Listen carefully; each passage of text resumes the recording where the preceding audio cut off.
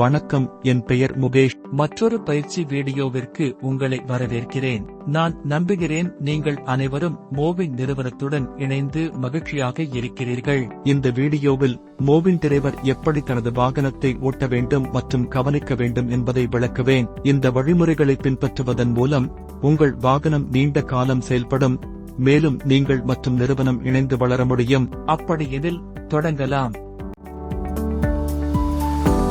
ஒரு மோவின் டிரைவரின் பொறுப்பு வாகனத்தை ஓட்டுவதற்கல்ல, அதை பராமரிப்பதற்கும் ஆகும். இன்று உங்கள் வசம் உள்ள வாகனத்தை சரியாக பராமரிக்க 8 முக்கியமான வழிகளை நான் பகிர்ந்து கொள்கிறேன். நல்ல பராமரிப்பு செய்யப்பட்ட வாகனம் அனைவருக்கும் வளர்ச்சியை உறுதி செய்கிறது, உங்களுக்கும் நிறுவனத்திற்கும்.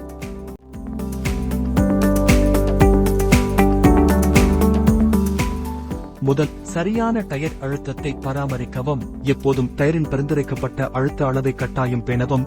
இது டயர்களில் குறிப்பிடப்பட்டிருக்கும். குறைவான அழுத்தத்தில் வாகனம் ஓட்டுவது பேட்டரியை விரைவாக தீர்க்க செய்யும், டயர்கள் விரைவில் குலையும் மற்றும் விபத்து நேரிடும் வாய்ப்பை அதிகரிக்கலாம். இரண்டாவது, விரைவான சார்ஜ் குறைக்கவும். விரைவான சார்ஜிங், பாஸ்ட் சார்ஜிங் மிகவும் அவசியமான சமயங்களில் மட்டுமே பயன்படுத்தவும். அதற்கு பதிலாக மெதுவான சார்ஜிங்கை பயன்படுத்துவது பேட்டரியின் ஆயுளை அதிகரிக்கிறது மற்றும் மைலேஜ் அதிகமாக இருக்கும். மூன்றாவது, மெதுவாகவே ஆக்சிலரேட் செய்யவும். ஆக்சிலரேட்டரை ஒரே நேரத்தில் முழுவதுமாக அழுத்துவதை தவிர்க்கவும். அப்படி செய்வது மோட்டாருக்கு அதிக அழுத்தம் கொடுத்து பேட்டரியை விரைவில் தீர்க்கும். எனவே சக்தியை மிச்சப்படுத்த மெதுவாகவே பெடலை அழுத்தவும். நான்காவது, வேகத்தை கட்டுப்படுத்தவும். வாகனத்தின் வேகத்தை கட்டுப்படுத்துங்கள். வெறும் சாலையை கண்டால் கூட அதனை மிக அதிகமாக ஓட்ட வேண்டாம். மிதமான வேகத்தில் ஓட்டுவதால் வாகனத்தின் பயண தொலைவு அதிகரிக்கும் மற்றும் விபத்துகளின் வாய்ப்பு குறையும்.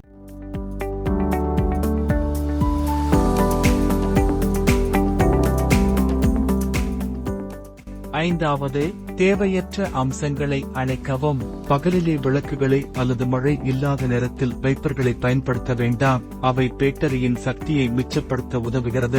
ஆறாவது, அதிக சுமையை தவிர்க்கவும். தேவையான அளவிலேயே பொருட்களை ஏற்றி வைக்கவும் மற்றும் அனுமதிக்கப்பட்ட அளவை மீறாமல் பயணிகள் அமரும்படி பார்த்துக் கொள்ளவும்.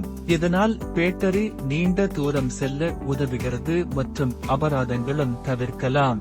ஏழாவது, பேட்டரி முழுமையாக தீர்ந்துவிடும் முன்னரே சார்ஜ் செய்யவும். பேட்டரி முழுவதுமாக குறைந்து விடுவதற்கு முன்பு 20 முதல் 30% வரை வந்தவுடன் சார்ஜ் செய்யவும்.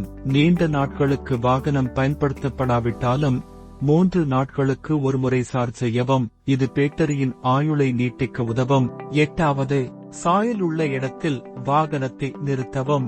நேரடி வெயிலில் வாகனத்தை நிறுத்துவதை தவிர்க்கவும். ஒரு மரம் அல்லது குடை போன்ற நிழலான இடத்தை தேர்வு செய்யவும். இது வாகனத்தின் பாகங்கள் அதிக சூட்டால் பாதிக்கப்படாமல் நீண்ட காலம் பயன்பட உதவும்.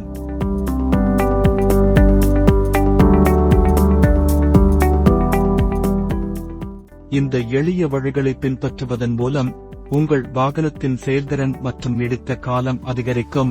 இந்த வழிகளை பழக்கமாக்கினால் வாகன பராமரிப்பு மிகவும் எளிதாகிவிடும்.